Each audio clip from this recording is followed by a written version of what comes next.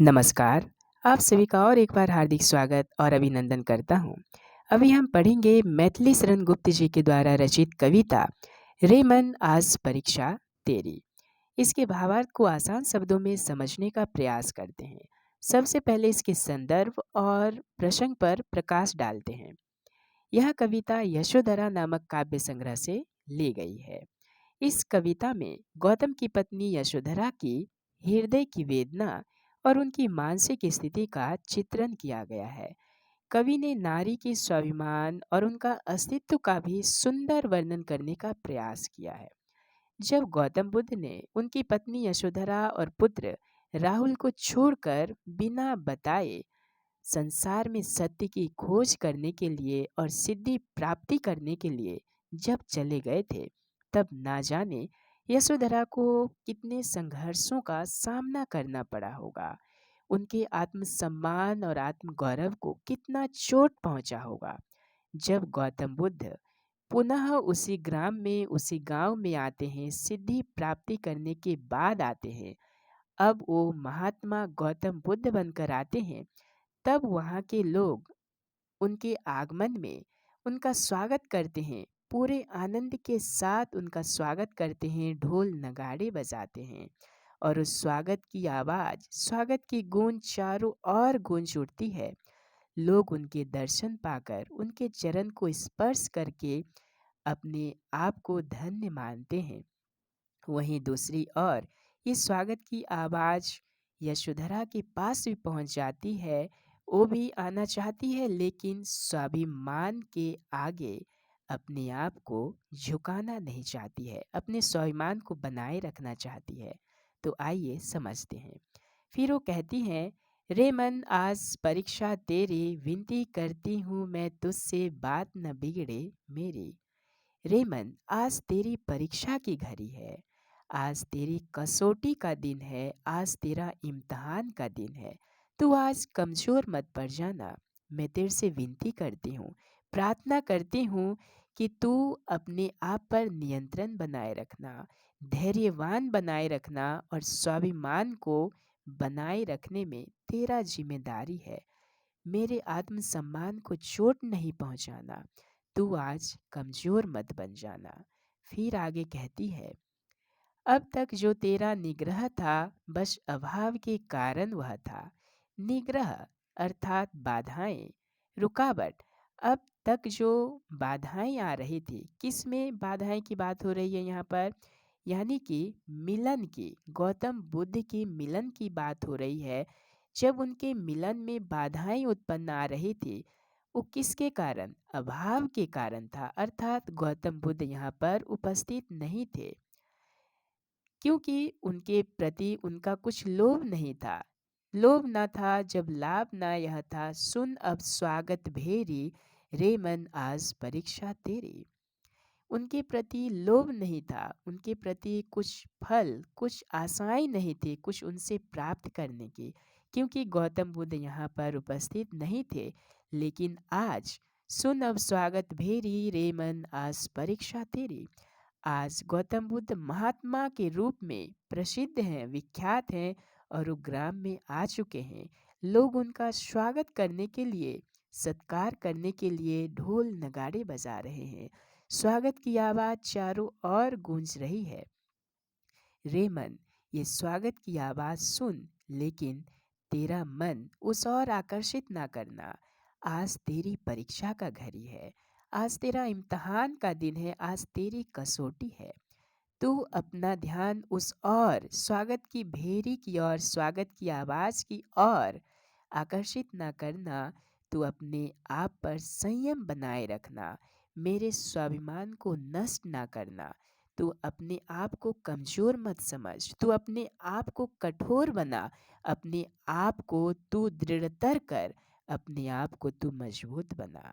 फिर आगे कहती है, दो पग आगे ही वह धन है, अवलंबित जिस पर जीवन है।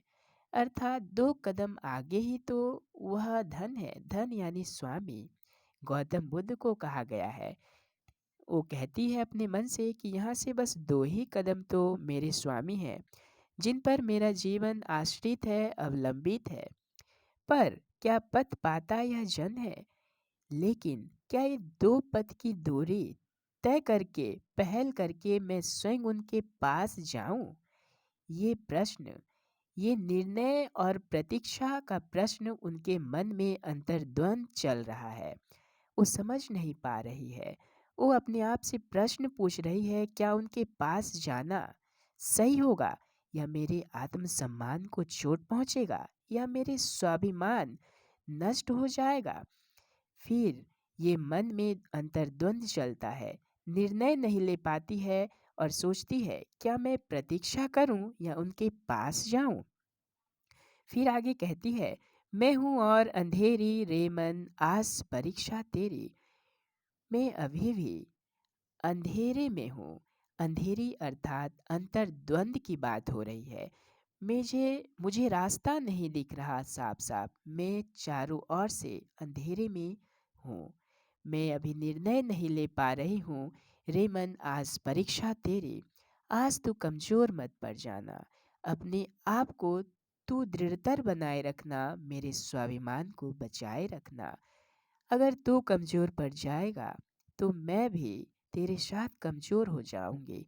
रे मन, आज तू अपने आप पर नियंत्रण बनाए रखना। अपने आप को तू दृढ़ संकल्पी बना, गौतम बुद्ध की तरह। फिर आगे कहती हैं, यदि वे चले आए हैं इतना तो दो पद उनको है कितना।